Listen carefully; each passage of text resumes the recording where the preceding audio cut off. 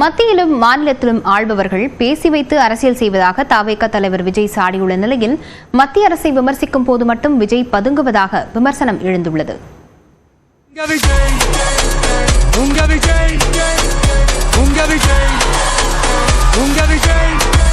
கொடுக்க வேண்டியது அவங்களோட கடமை, இங்க இவங்க வாங்க வேண்டியது இவங்களுடைய உரிமை.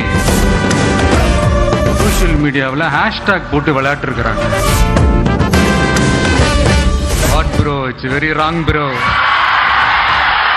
சென்னையை அடுத்த மாமல்லபுரம் அருகே பூஞ்சேரியில் உள்ள தனியார் விடுதியில் தமிழக வெற்றிக் கழகத்தின் 2ஆம் ஆண்டு தொடக்க விழா நடைபெற்றது.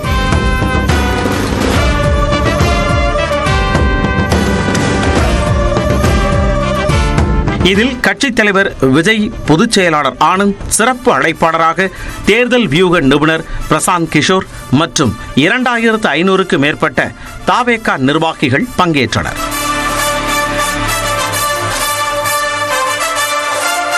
இந்த விழாவில் கெட் அவுட் என்ற கையெழுத்து இயக்கம் தொடங்கி வைக்கப்பட்டது. பெண்களுக்கு பாதுகாப்பின்மை உள்ளிட்டவற்றை எதிர்ப்போம் என உறுதி ஏற்பதை வலியுறுத்தி விஜய் முதல் கையெழுத்திட்டு தொடங்கி வைத்தார். கபடதாரிகள் அனைவரையும் இருவரையும் தமிழ்நாட்டை விட்டு வெளியேறு, கெட் அவுட் என்று சொல்லி பொற்களங்களால் முதல் கையெழுத்து போடுகிறார். அப்போது கையெழுத்திடுமாறு பிரசாந்த் கிஷோரை தவேகவின் ஆனந்த் மற்றும் ஆதவ் அர்ஜுனா அழைத்தபோது அவர் கையெழுத்திட மறுத்துவிட்டார்.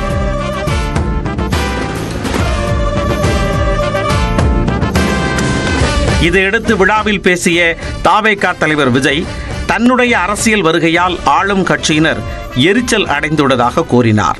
ஒரு சில பேருக்கு மட்டும் கொஞ்சம் எரிச்சல் வரத்தானே செய்யும், அது இருக்கும் தானே. என்னடா இவன் திடீர்னு ஒருத்த என்ட்ரி கொடுத்துட்டானே, அதுவே நமக்கு ஒரு பெரிய நெருக்கடியாகவும் இருக்குது.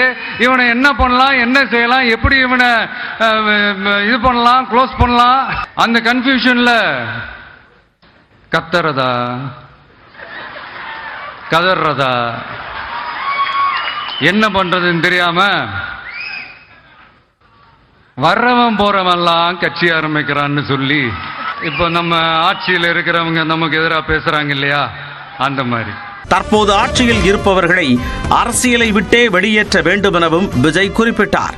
நம்முடைய கட்சி ஒன்றும் பண்ணையாறுகளுக்கான கட்சி கிடையாதுல்ல.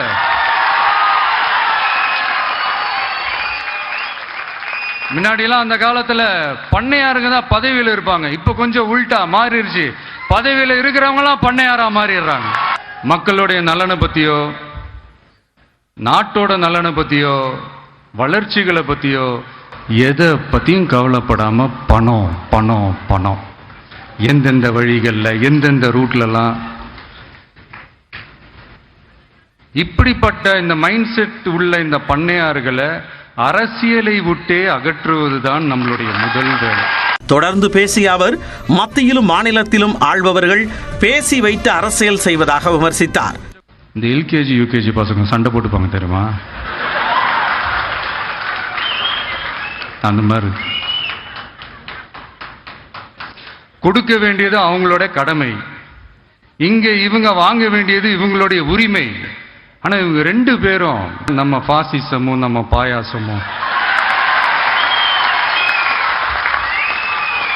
அதான் நம்ம அரசியல் இனிமையும் கொள்கை இனிமையும், ரெண்டு பேரும் என்ன பண்றாங்கன்னா, ரெண்டு பேரும் பேசி வச்சுக்கிட்டு இந்த செட்டிங்லாம் பண்ணி வச்சுக்கிட்டு மாத்தி மாத்தி சோசியல் மீடியாவில் ஹேஷ்டாக் போட்டு விளையாட்டு இருக்கிறாங்க. அதாவது இவங்க ரெண்டு பேரும் அடிச்சுக்கிற மாதிரி அடிச்சுப்பாங்களாம். அதை நாங்க நம்பணுமா, மக்கள் நம்பணுமா? What bro, it's very wrong bro.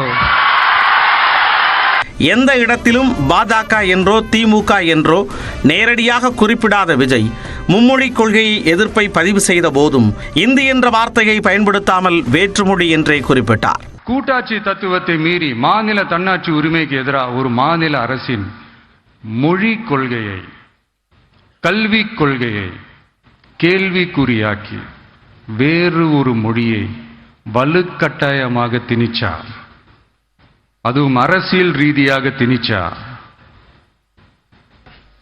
எப்படி ப்ரோ? கட்சியின் கட்டமைப்பை பலப்படுத்த விரைவில் கட்சியின் பூத் ஏஜென்ட் மாநாடு நடைபெற இருப்பதாகவும் விஜய் கூறினார்.